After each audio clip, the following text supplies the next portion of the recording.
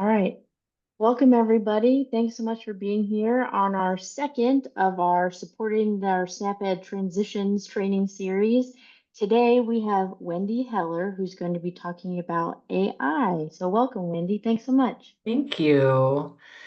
Well, thanks everyone for joining. As Eileen noted, my name is Wendy Heller. I am the COO and head of delivery for a recruiting firm here in Seattle. Um, I have been in recruiting for 30 plus years, started in my early 20s, so it's a space that I know really well around job search and applications and interview processes. And in the last year or so, as you can imagine, AI has taken a huge piece of my daily conversation, both in how to utilize these tools, how to utilize them internally with our team, how our clients are using them, what's happening on the job front. And then there's a massive shift happening around utilizing AI in creation of resumes, applications, tracking information, on the candidate side, and then on the client side around screening, organizing, and evaluating talent. Um, I hope everyone feels really comfortable just to ask questions throughout this whole thing. I know that it can be kind of overwhelming.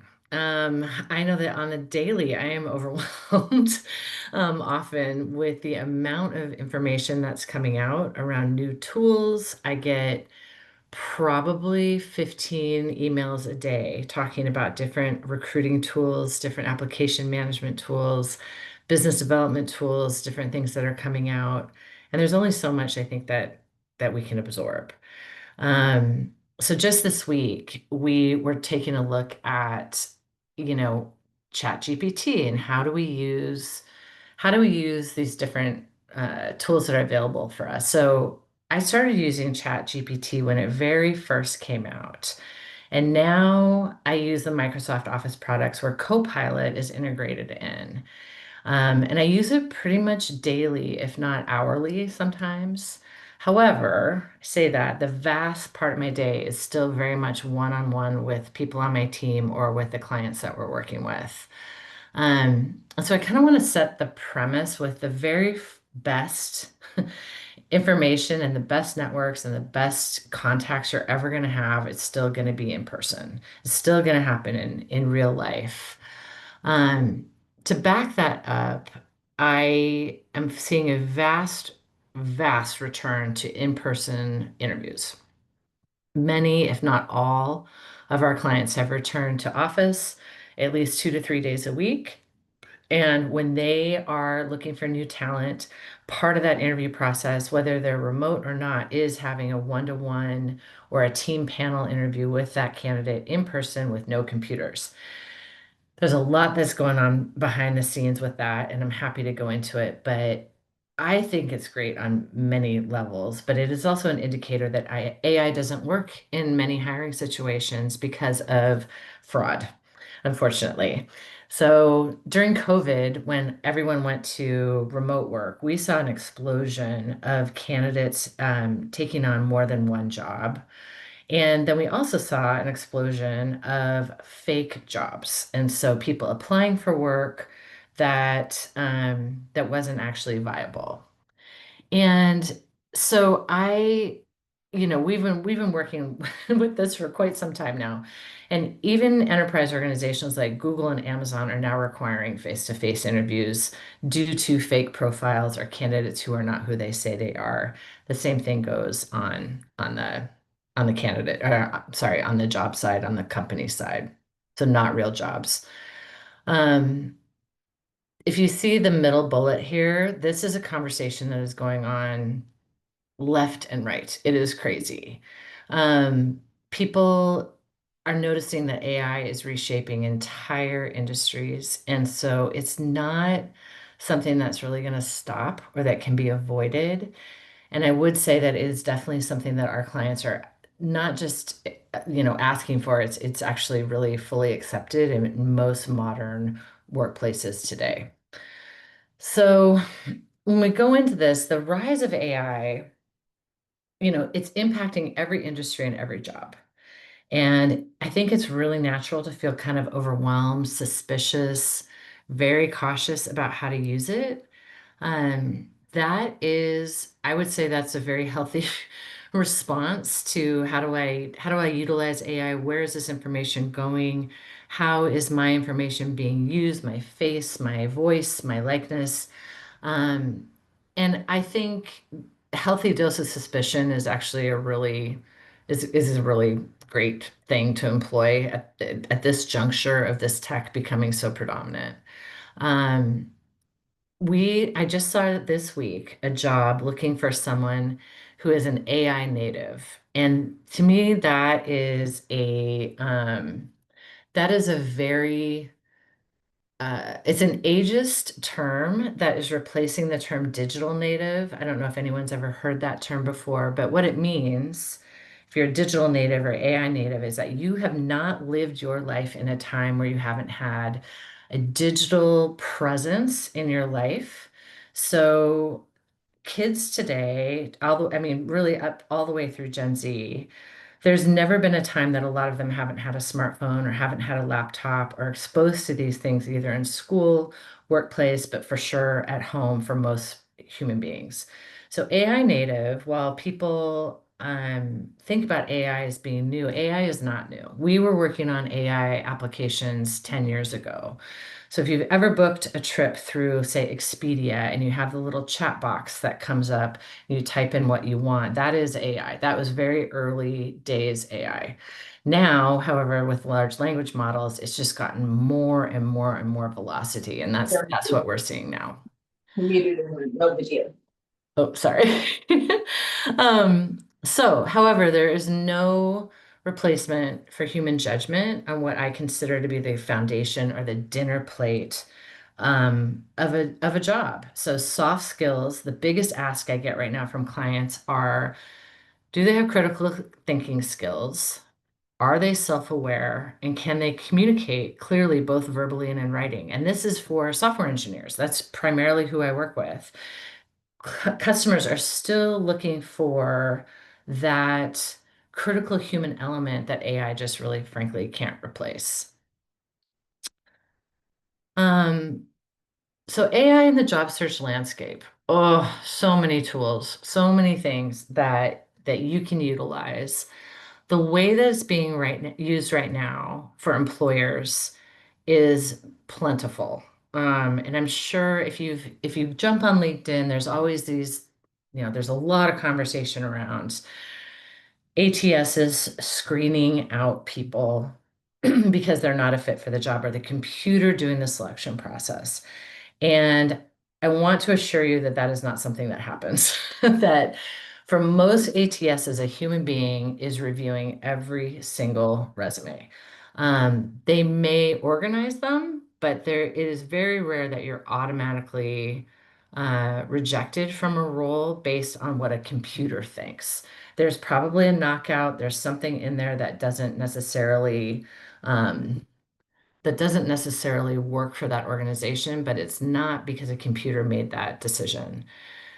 There's also some new tools coming out that if you go through a video interview, they will often use AI to analyze things like vocabulary and word choice and facial expressions and filler words. How many filler words are you using? And it will pop out an evaluation, but there are human beings watching those videos as well to see how what you're saying matters more than how you're saying it. Um, so some things to look out for as a candidate. I don't know if anybody's ever seen, or I know I get them on the daily. I get text messages saying, "Hi, this is Jennifer from Adecco. I've got a great job for you." Those are all scams. Do not apply to any of them. Do not respond. Block, block, block.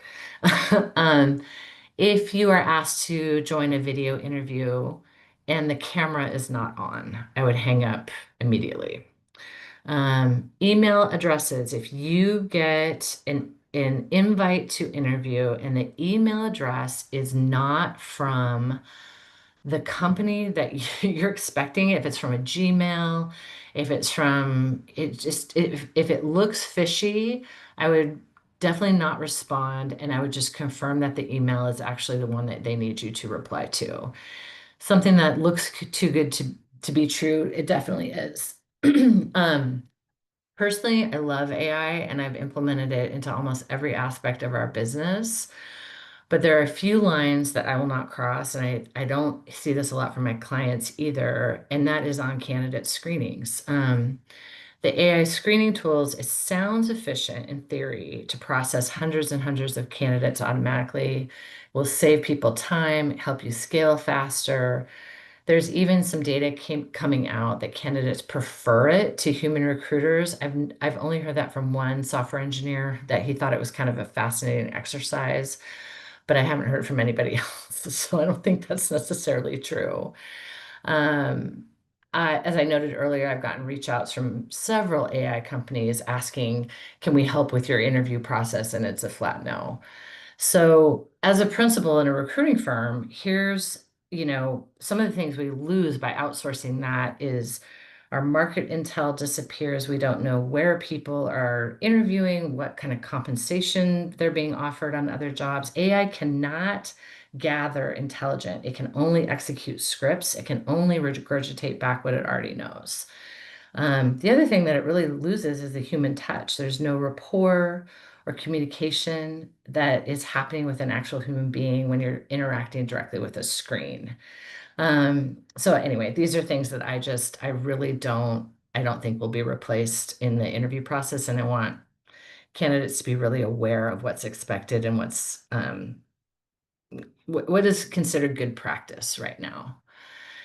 Um, So one of the things that I wanted to share is, crafting an AI optimized resume and application. Um, I don't know if this is okay. I might minimize my screen really quickly and show you, but you can go on LinkedIn, and if you look for a job, when you click on that job, it will tell you. You'll see a little like gold diamond, and there'll be a number of questions in there. Do you want us to write a cover letter for you? Do you want us to optimize your resume for this job? How close of a match are you to that job? And what can you do in your own education or work history to make you a better fit for that job? It's pretty fascinating, and I'm happy to show people how to do that at the end of the presentation if that's something people are interested in looking at. Um, Tailoring resumes for AI is not something that necessarily you should do. The tools that are out there will do it automatically for you, but it's going to be up to you to edit and make sure that the information that you're presenting is actually factually correct and accurately represents you. Um, when we talk about good resume content, and I'm going to speak to this next week, but the best practices I see are around impact and adding data around revenue, number of people you impacted or managed, whatever that is, percentages of growth, anything that you can give that can give qualitative um, data that speaks to your work and the impact that you had within an organization, that is definitely going to be your best bet there. So let's see. So um, my favorite tool right now is Copilot. And if you have Microsoft Office, it should be automatically built in. Even when I opened the Zoom invite meeting, there was an AI summary of the ways that Zoom is employing it. Copilot in particular is my favorite just because I can ask it every question under the sun. And a lot of times I'll take interview transcripts and I'll feed the whole thing into Copilot and ask it to summarize it. It's a massive time saver. That's really where I see most of our customers um, using AI is in automating tasks or shortening time on things that used to take a tremendous amount of time. So for us, we write job ads and post them on behalf of our clients. And that used to take a lot of creative writing energy for me on sort of redundant information. It's not like I'm writing a short story. I'm posting a job ad, and having Copilot be able to do it in 5 seconds is going to save me a tremendous amount of time and let me get more work done. A couple of really great products out there that I love. Udly AI is one of my favorites. And if you're applying for a job, you can plug in, they have a free version, and you can plug in the job description. And you can say to the tool, I'm interviewing for a sales rep job at Salesforce. You put that in, and it will spit out a number of questions that they think you're likely to be asked during an interview. You can say, this is the initial interview, or this is a panel, whatever stage you think it's going to be at. You can practice as many times as you want with an avatar at Udly over and over and over again, and it will spit out tons of biometric information about how you performed, how you spoke, what kind of coaching that they would recommend, the tool would recommend, based on thousands and thousands and thousands of people utilizing this tool, and how you can improve your communication skills, how you can interview better. Bot review, final round AI, same type of tools that are out there that you can really lean on them to help polish, to help prep, to help feel more confident in the information that you're going to share with an interviewer. So definitely check those out. And then this is what I really recommend if you are not familiar with AI, or if you've been really nervous about it. It's just get on and play with it. Pick one tool like ChatGPT, Gemini, or Copilot, and just ask it questions. Write a friendly email to schedule a meeting. I did one this morning on how to make a really great and authentic lasagna bolognese. And there's so much information on there. It does not necessarily have to be used for work, but the more you use it, the more you'll get used to how to ask questions, how to prompt it to get the most accurate information. However, AI is not infallible.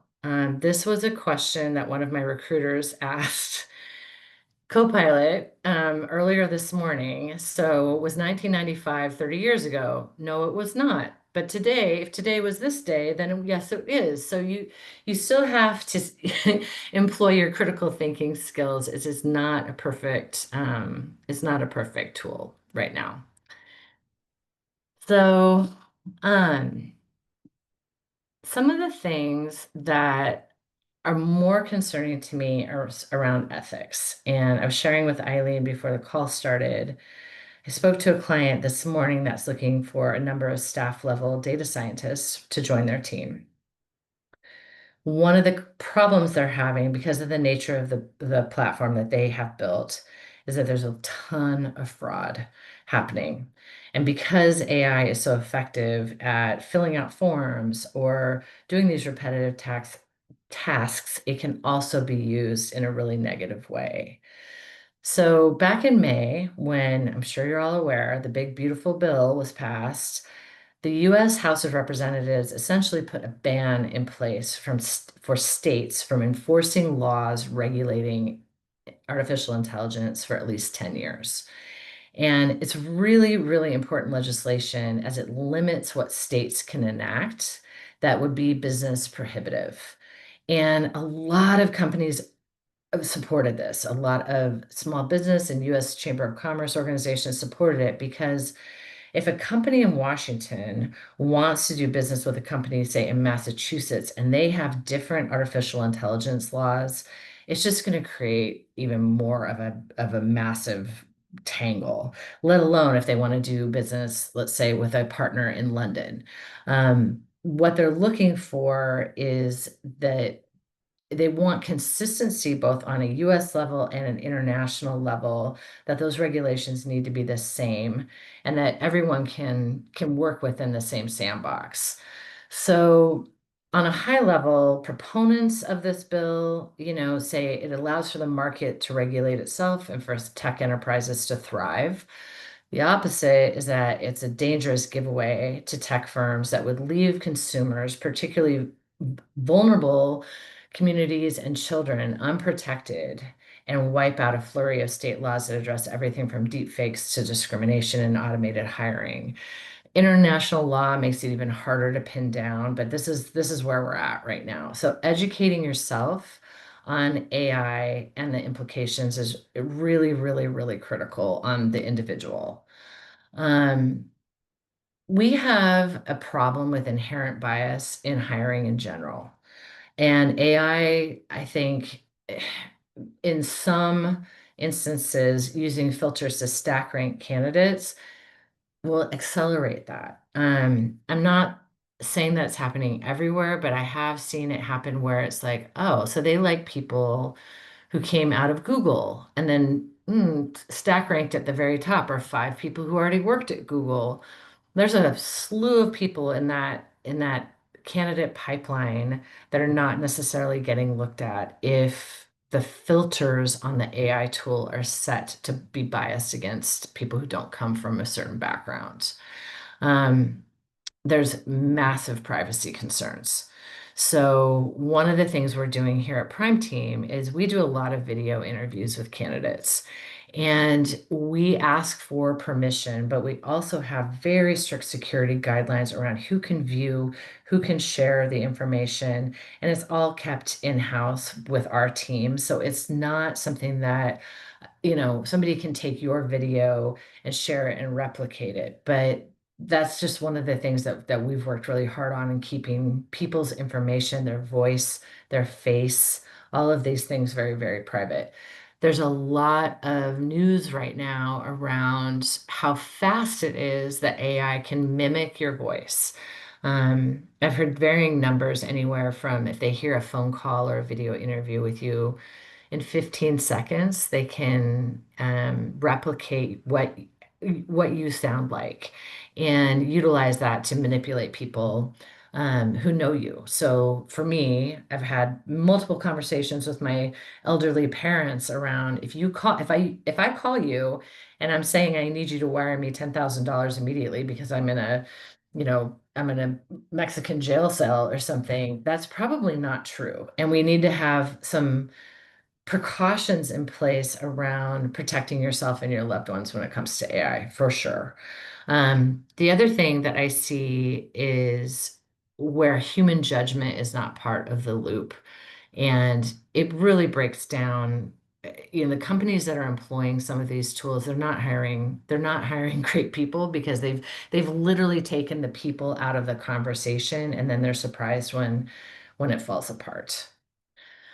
Um, So one of the things I wanted to share with you are a couple of really great tools that I think are out there.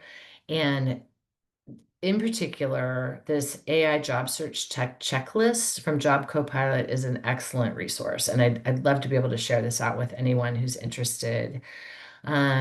It walks you through step by step how to utilize AI, how to use AI tools to stay organized of where you've applied, who you're talking to, what stage you're at. Like, gone are the days of having an Excel spreadsheet or, frankly, like me, like a scratch pad on what's happening in my job search. There's a lot of things you can do to save yourself emotional energy and time that are available and they're free. So there's also, this is Udly, the interview prep and role play practice that I particularly really, really like. And there's also a local podcast called Shift AI that's put on by a gentleman by the name of Boaz Ashkenazi. And he interviews people from all walks of life around their experience with AI, around the tools that are being developed, everything from healthcare, surgeons, UW medicine to folks at SpaceX. And it's really fascinating to hear kind of what's happening around federal regulation, what's happening around product development and monitoring, privacy, and security. So with that, I'm just really curious around if anyone has questions, um, if there's anything that I can answer for the group that would be helpful as you navigate sort of this next chapter in your career.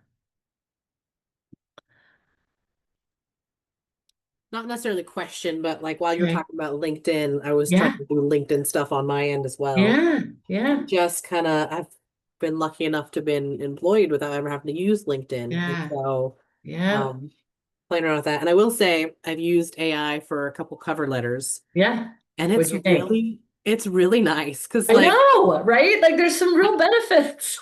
you nailed it. Like you still have to like you have to massage it, but like something about staring at like a blank piece of paper and being like, okay, I have to like draft, like it just gets words on paper for you. And then you could be like, oh, that's wrong, that's dumb, replace with this. Like it's just a really helpful like momentum builder. I still hate writing cover letters, loathe it, but it's helpful. Yeah, good. Would you want to see the demo that I was thinking about that had like how do I maximize my resume for a job? I would like that because I don't even know how to put my Okay. resume on LinkedIn. I was Googling that over. Yeah. Yeah, let me pull it up and I'll share my screen again. Um okay. So Wendy, while you're doing that, Yeah. I have just a curious question. Yeah. What percentage of people do you think that when they use the AI to write their cover letter, resume, and all that, and then they get into a job and they Mhm. can't speak the same language? Happens all the time. Happens all the time. And this is where I don't know if you noticed on the first slide that Gen Z has a propensity to exaggerate their AI skills. There's a lot of leaning on it to do the thinking for you. So that's part of that human piece where you need to read it and say, does this sound like me? Like, can I really speak to this? And you need to edit it so that it really does sound like something you would authentically put out. Kind of to what Maddie was saying, it's helpful tool, it's a tool. It is not the answer, right? So it can get that initial, let's just say the scaffolding of your cover letter or your resume in place, but everything that's on there needs to be very accurate to you so you're not misrepresenting yourself. I spoke with a client, this yesterday, and they were a lot of phone calls. They were talking about how they had hired someone and everything looked great, right? And they went through a super fast interview and they got there and they literally could not do the job. I don't know how that happened, but I have a feeling that there was some misrepresentation on there that maybe this person thought they could just kind of wing it, but in this job you can't. Like there's literally no way. Um, Humanizer tools. I'm not familiar with humanizer tools. What are those, Deanne? Sorry, I'm not. We'll have to look at that because that actually is not something that I'm super familiar with. Okay, it took me a moment to unmute. Sorry. Yeah, yeah. So humanizer tools are, I've used them in the past, even with lesson plannings where Okay. you run maybe what a chat GPT has done for you through a Mm-hmm. tool that then searches for those triggers that indicate you have used AI. Huh. And there's a couple out there. I always search for the free ones because I don't want to get locked into paying for something. Yeah. And so you switch around, but because and I'm not as educated in AI and Mm. the screeners Yeah. that people use for it, like for essays or anything like that. But I have Mm-hmm. heard that things will get, spit out, and I'm going into a new position in Gear Up where I'm Mm-hmm. going to need to understand what those are so that the students don't use them. I see. So are they their detection device? Yes. Okay, so there's detection for like people who are writing essays. Did they is it plagiarized? Is that what I'm understanding? That's part of it, but I run through a cover letter that I've developed, Mm-hmm. and I run that through a humanizer to just sort of tone it down a little even and to make it feel a little more like me. Yeah. Yeah, I think that's the key. It needs to sound like you. So right now we're working with a firm that is helping do some business development outreach. which is, it's okay, it's fine, it's not great. Because a lot of the messaging that's going out does not sound like me at all. And in my business, your authenticity, your trustworthiness, um, your ability to speak to the work that you do, that's really the only thing that matters. We work with human beings. I can't call a factory and say, I need a data scientist exactly like the one you just hired. That doesn't happen in my world. So we see that a ton. In the student universe, that's, gosh, I wish I knew more about it. My kids and my nieces are in college right now, and it is a hot debate. It's a hot debate on the student side, and it's definitely a hot debate on the professor side. My son uses an AI note taker during class because he's a better learner, auditory learner. So he's listening, but in the background, this note taker is taking notes on everything that the professor or other students are saying.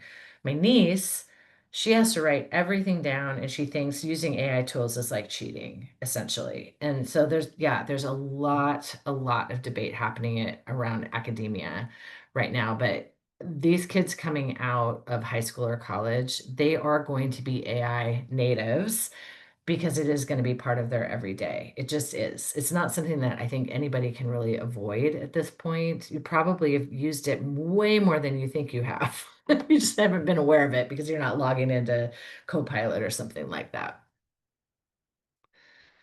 Um, I I know I'm in tech, but I cannot figure out how to share my screen to show LinkedIn. So that's not really helping right now. When I look, oh, wait, I got it. I got it. Okay. Can everybody can everybody see this? Okay. Yes. Yes. Okay. So this is me. So this is my LinkedIn page, and it shows, all of my professional history here. Um, let's just say that I'm looking for a job. I'm just going to put in sales trainer. Oop, not James Sales, sorry. And I want to look for it as a job. And let's see. Oh, you're up. Great program, by the way. Congratulations. It's awesome. Here's one that this is something I'd actually legit be interested in. So it says Senior Program Manager, Sales Enablement for Amazon Warehousing Distribution. So here, if you have premium, I can say show match details. It's saying it's high. So if I click on there, it'll show like here's things 4 out of 4. Oh, where did that go? There we go. 4 out of 4 required qualifications, 1 of 2 additional. I don't have an MBA or a master's degree. I want to tailor my resume to this job because I really want it to put my best foot forward. If you have applied through a job through LinkedIn, you will have a resume that they've already saved. I have 2 others that are super old and I should ditch those, but I can show you the information that it spits out. So we want to use my most current resume. I'll upload it. And it's going to analyze my resume against oops. Oh, it's already done. What am I doing? Why isn't this going through? Oh.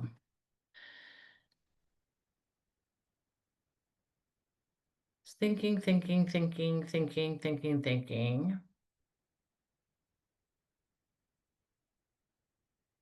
Sometimes you have to be patient with AI. So here's how it's recommending that this is my current resume.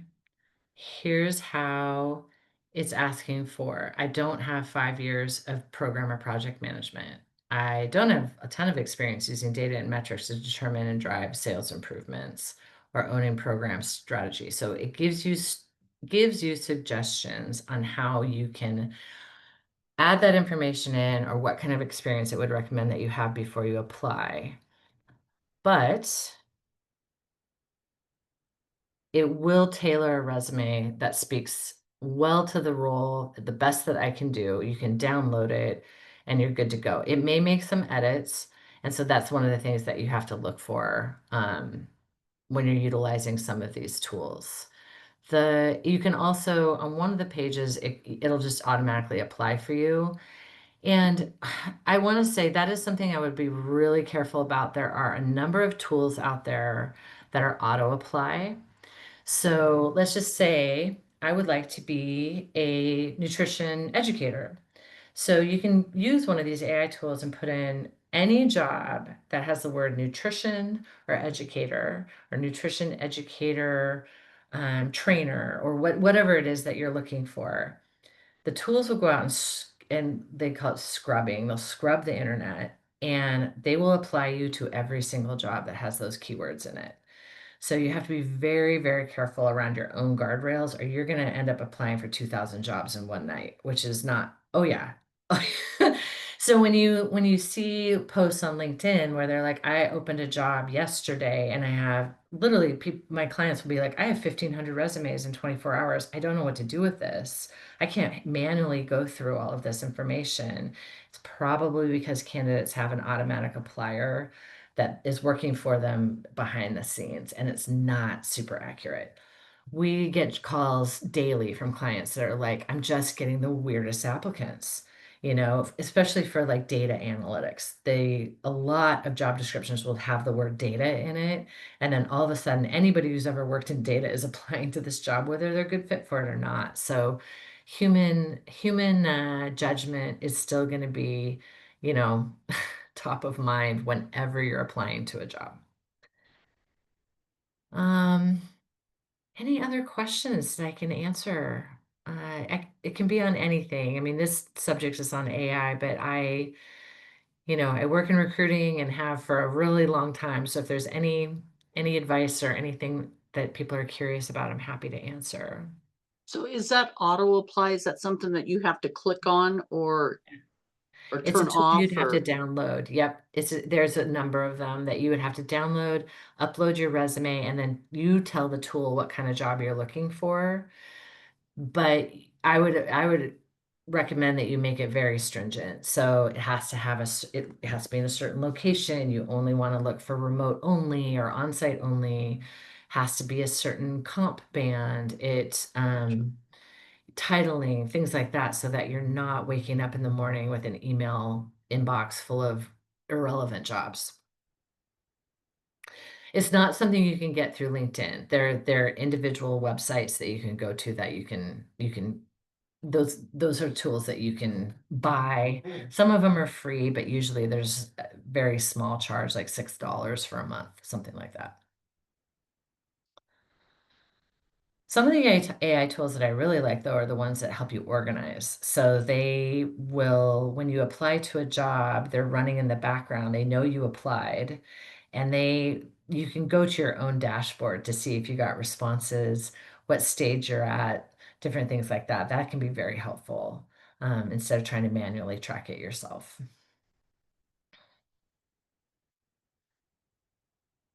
Is anyone interviewing right now? Is there anyone that's like, "Oh, I have an interview coming up next week that may ask me about AI, or how do I use AI to help prep?" Anything like that? Not yet. Okay. I have not, but I did hear from somebody. Is it true that like there's like a pre-interview with like an AI Yeah. bot? Is that real Sometimes. things happening? Yeah, it's a real thing. Yep. What's that like? What are they looking for? How do I win that game? Yeah. Yeah. I mean, we hear from candidates. Well, so one customer I'm working with right now, they have candidates do a one-way video interview through a company called HireVue. And they plug in questions that they want the candidate to ask, and you literally talk to an avatar. It might look like me, but kind of in a robot form. Yeah, it's really kind of crazy. And during that, they are analyzing everything from word choice to how succinct you are, to filler words, how accurately you answer the question to what the company is looking for. I know. A lot of people are refusing that. In the past, I've seen, the return rate on companies that employ that is very low because people do not want their first interaction with a future employer to be with a chatbot. Well, yeah, a lot of They it's like want it to be, relationship building, and I'm not like yep, yep, we forget like I'm not just yeah, applying for a job for you, like you also have to work for me to yeah. work for you. Like, okay. Yes, yes. And a lot, especially really, I mean, anybody, I mean, frankly, I would not do it. I would not do an interview with a chatbot as my first introduction to the company. I think that would be very, for me personally, that would be very off-putting. Because I want them to know me and I want to know them. Like what, because a chatbot cannot give you information back. It's just taking information in. But if you're curious, it's kind of fascinating because some of them you feel like you're talking to a real person. Like the responses feel real. I know it's so weird, Maddie. I know. But it Well, is what it is. Like I have well, several software engineers who are like, I'm doing it literally for research, just so I understand what this looks yeah. like. And yeah, It's crazy because like it's not that crazy. Like whenever I have an issue with something online, like the little chat that comes up, like that's AI. yeah, I'm not talking to a real person, and it feels yeah, like a real person they're responding to, but just I don't know. It's yeah, everything's changing so fast. I'm not ready. yeah. Well, and so the tool Udly that I was talking about, Udly AI, you are working with a chatbot, but it's only so that you're not staring at a blank screen. And you can reset it. None of that information is going anywhere. It's literally just a coaching tool. It'll spit out.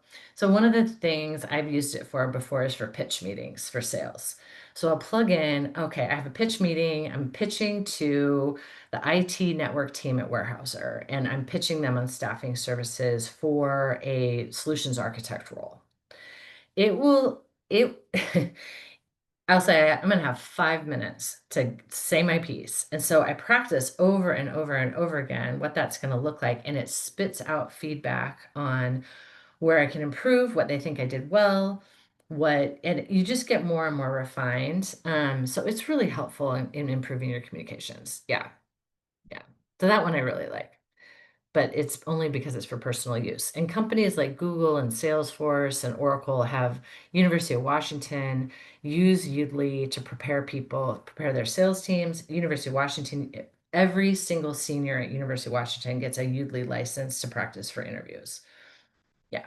So it's a nice one because it's the way I think about AI is you should look at it as your personal research assistant.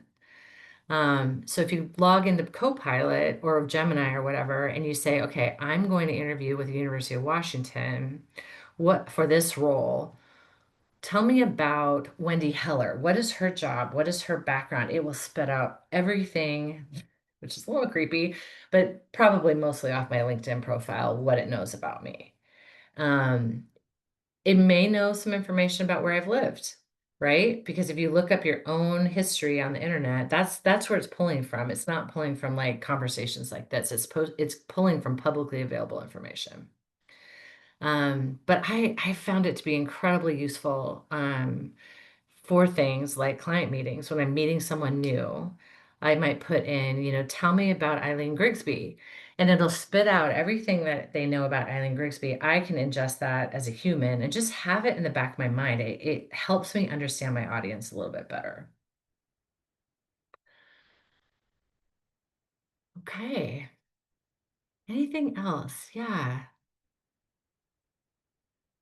Well, I hope, So, oh, yeah, I have a so quick question. Thank you yeah. so much, Wendy. This has been really fascinating, Ugh, and a whole it's realm such I a know nothing about. Oh, it's such a big, hairy, thorny, terrible, gigantic amount of information. So that's where I'm like, just play with it and utilize it for things that you want. Like, what's the best garden soil? What's the best restaurant in West Seattle? I want to plan a trip to London. That's my favorite, is to use it for helping me do stuff that's really fun for me. And then learning how to use prompts that can help me professionally after I've gotten sort of a comfort level there. Yeah. Sorry, I totally interrupted you. Oh no, What was your question? great. I'm just Yeah. wondering, being new to AI, and you'd mentioned a couple different platforms, Yeah. including ChatGPT and a few of Yeah. the others. Um, can you talk a little bit about maybe the difference between the various, or is there a difference? Does it really matter? It's a race to the top through the large tech activators right now. So it's Google, Microsoft, and Amazon. Okay. And OpenAI. That's who you're dealing with. Yeah. It's the companies that have the most amount of data, right? So the most publicly available amount of data, they have built their AI platforms on what they already know. And so, yeah, so Copilot is automatically built into the Microsoft Office suite. If you open a Word document right now, you're going to see a little Copilot emblem, I guess. And if I write you a letter, if I write you an email, Amber, and then I click Copilot, it'll clean it all up. No typos, no ending a sentence in a preposition, anything like that. Gemini is Google's, ChatGPT is OpenAI. It's all the same. Yeah. I like Copilot a lot. I think for me, it's the most user-friendly. ChatGPT, you have to subscribe to. They have a free version that you can use like 5 prompts a day, something like that. They're coming out with, I think they may have come out with a free platform now, but I just use Copilot because it's part of my work license. Yeah. Wendy, I have a question for you. Sure. So, you go on to AI, you use all these tools to help prepare you for the interview and Yeah. get a sample of questions, what they Yeah. may ask.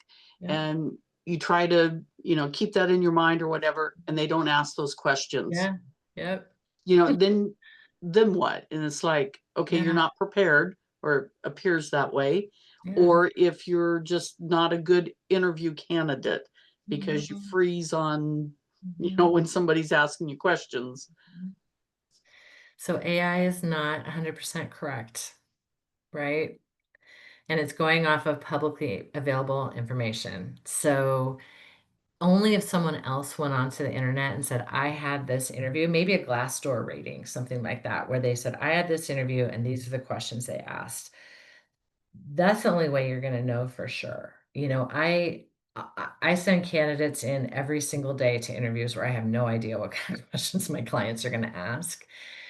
I think you have to think of it not as I have to memorize these answers, and more to how do I speak to the work that I do and how prepared am I to speak to that? There's never going to, well, at least right now, there's not anything available that can perfectly prepare you except you knowing what you've done and what you can do and being able to speak to that really clearly and communicate that really well. Clients on my side, they want to hear, here's what I did, here's what I did it with, and who I did it with, right? So let's just say I'm talking about tech speak because this is just my world, but um, let's just say I built a platform for influencers to be able to get paid their percentages when they promote a product. I linked it to their banking information, and then I reached out to Wells Fargo to be their main vendor. Then I wrote, connection APIs, and I worked with our team to blah, blah, blah. Clients, at least my clients, want to know, what did you do? How did you do it? And what was the outcome? So people talk a lot about like the STAR method in interviewing, which is not, a lot of companies do employ it, but it's much more conversational, which is, what was the situation? What was the task that was required of you? What actions did you take and what were the results? And so that's the way I love to tell people how to prep for interviews, because most interviewers want to know, what kind of impact are you going to have? What were your outcomes? What were your success stories? Where did you fall down? I have a lot of clients asking now, like, when did it not work? When did you experience a big failure? And how did you recover from that? And again, it kind of is speaking back to people want to hire real human beings. And so if you go into an interview and you've got questions and answers memorized, I think that might get you into more trouble than if you just use it to practice how you're going to talk about what you've done. Does that help? Yes. Okay.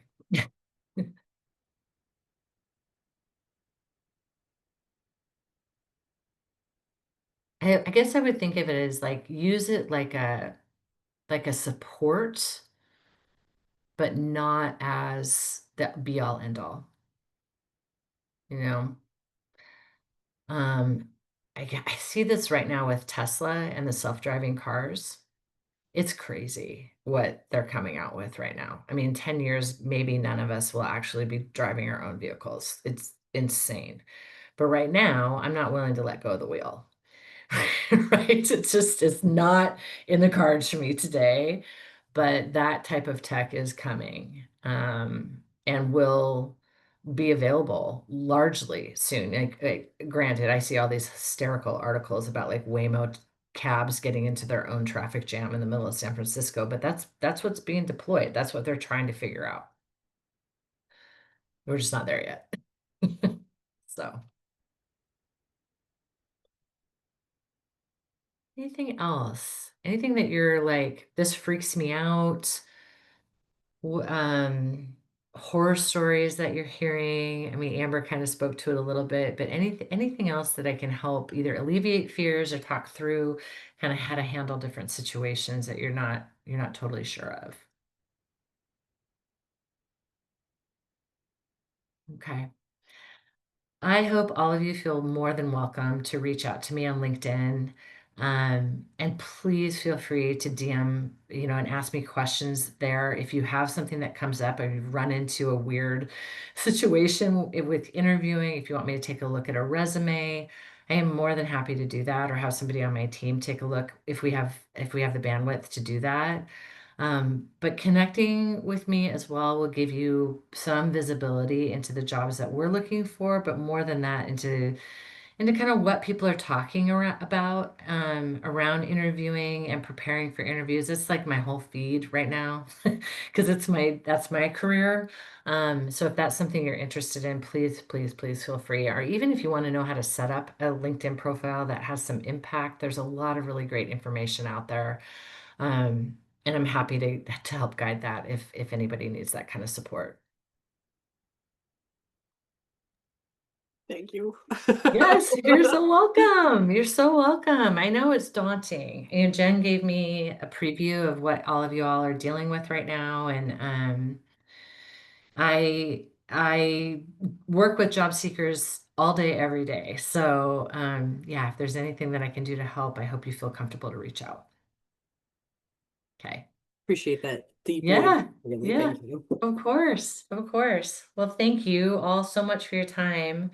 Next week I'm coming back and I'm going to do resume and interview 101. So some of this might be a little bit redundant. I've got to work on that that presentation, but we'll get there. All It'll be right. great. Looking forward to it. Thanks. Okay. All right. Good luck, Thank everybody. you. Bye-bye. Thank you.